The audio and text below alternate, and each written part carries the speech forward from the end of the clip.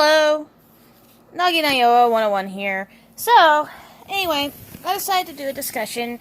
I love talking about books. I am a huge fan of murder mysteries. I love sci-fi. I love fantasy novels. I like steampunk novels. I mean, I have quite a few indie books as well. Actually, they're right. Well, I can't really show you, but oh well. Anyway, one of my favorite stories was Murder on the Orient Express. The first time I ever saw it, I think I was about 11 years old. I was staying at my grandmother's house during the summer, and usually my grandmother never had cable, okay? This is back in, I think, the tail end of the 80s. I was probably 14 years old when she actually signed up for cable, okay? This woman had lived from 1980, from the time I was a little kid, all the way to when I was 15, 16 years old in 96, to not having cable.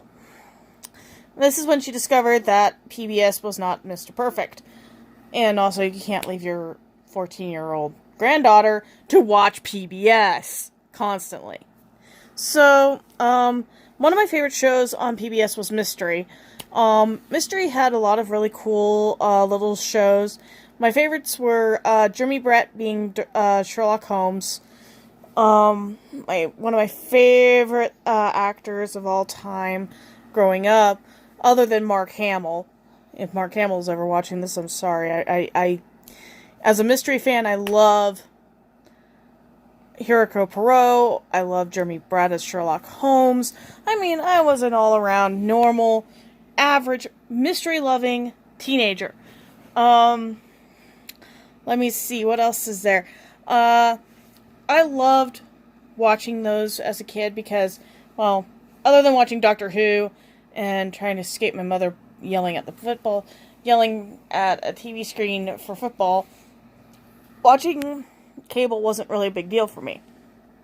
I mean, yeah, there was great shows like Forever Night on Sci-Fi Channel, but again, my childhood around that time, especially when I was 14 at my grandmother's house, was reading books, especially mystery novels or fantasy novels. My grandmother had a huge library. Like, there was this library in Edmond, Oklahoma that was humongous, and I absolutely loved the place. I spent half the summer actually digging around in that library, finding all sorts of really cool books. Agatha Christie, O.R. King. I mean, I was reading all sorts of stuff as a kid. So, go figure, I'd start loving mysteries. Now, I love the Witch City mystery series. Those are about witches that are solving mysteries. I love the O.R. King series with Mary Russell Holmes, who was the wife of Sherlock Holmes, who's also a big mystery person. Now, I'm going to throw this book in because, well, it kind of deserves to be in the mysteries, even though it has cats. It's not the Cat Who series, okay? I read those when I was like 15, and I absolutely hated those books. I love cats, but Cat Who never did anything for me. Felidae, which is by Akif Paratici, I think is his name, is a writer from Germany, and I have the second book in German of Felidae, which is called Felidae on the Road, which is the further adventures of Francis the cat, and his digs into the psyche of animal testing in the 80s in Germany, where a lot of people actually found out they were doing a lot of tests, illegal tests on cats, dogs, and what have you. So, I guess this guy really didn't want to kick a kick in the shins to these animal testing things, but honestly, the story is pretty cool. I'll give you a little bit of synopsis on this book. Alright, Felidae is about a cat named Francis who moves into a very old house.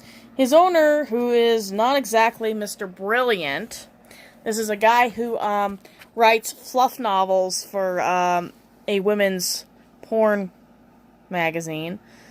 Trust me, it gets weird.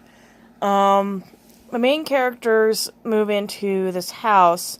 It's not really a house, it's just this building that was once a doctor's office. It smells like a doctor's office, it looks like a doctor's office, it must be a doctor's office. At least in Francis's thing. Francis of the four-legged variety of feline, and he ends up meeting one of the neighbors, one of the neighbor cats, named Bluebeard, who tells him a little bit of the story of the neighborhood. But he learns a little bit on the hard way of the fact that the neighborhood is not exactly perfect. He meets Pascal, the local know-it-all of the neighborhood, who is dying of kidney failure, which is a very bad thing for a cat. And he meets all the other neighboring cats, who pretty much look like they have been falling apart for years. And none of them know why. So Francis sort of digs into the history of the neighborhood and finds out that there is a man named Dr. Felonious, or Felonious, who lived there. I call him Felonious. Nah, it's just me. But, the story gets really dark, and honestly, for a work of fiction, especially adult fiction, this is really good. I absolutely love Felidae. And it's great. I also love Agatha Christie novels. Like I said. Anyway, when I was talking about mysteries and stuff, ever since I was a kid, I loved reading about mysteries. My first real mystery reading as a kid was Encyclopedia Brown. I don't even remember the author. It was a really boring book series. And it was just mysteries for teenagers and, not teenagers, little kids to teenagers. After that, it gets a little more interesting. I got into Redwall. I got into all these books. But honestly, one cannot forget the one summer I sat at my grandmother's house reading intently A Murder on the Orient Express. Honestly, I haven't really gotten into the new movie yet.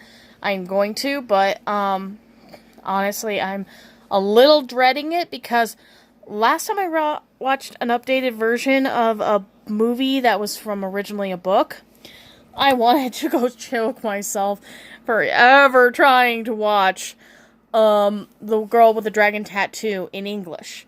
I had seen it in Swedish. I saw the rest of it in Swedish. And my thought was, who the hell directed this English monstrosity? No offense to anyone who liked The Girl with the Dragon Tattoo in the English version. Honestly, I'm getting ready to go see Girl in the Spiderweb. The Girl in the Spiderweb. I want to see this. I really do. I've been wanting to see a lot of the stuff, ever since I read Girl with the Dragon Tattoo back in 2010, before my roommate kind of wrecked it for me. I mean, she wasn't exactly Miss Congeniality there. I mean, I remember going to Books A Million, and I was sitting there waiting for for a check to clear, and I'm reading The Girl with the Dragon Tattoo, and she was making fun of it, calling it all these bad names, and I'm sitting there going, have you ever read this? And I hear, no, why would I? Okay, got my answer. Honestly, I never take book reviews very seriously, even though I give them on my page, on Facebook. If you ever look up, the Amazing Book Nerd Reviews, that's me. I do a lot of my own reviews, I do a lot of stuff. I am a book person, so yeah, I'm gonna go through that. In the next couple of days, I'm probably going to take it easy on doing, going on and doing my gaming stuff. I was going to mention this before. I'm going through surgery in December, so I may or may be going in and out on whether or not I will go online and do a gaming video. So anyway, I'm going to close in saying, check out the 2 books I just recommended. If you're interested, read them. Okay? Talk to you later.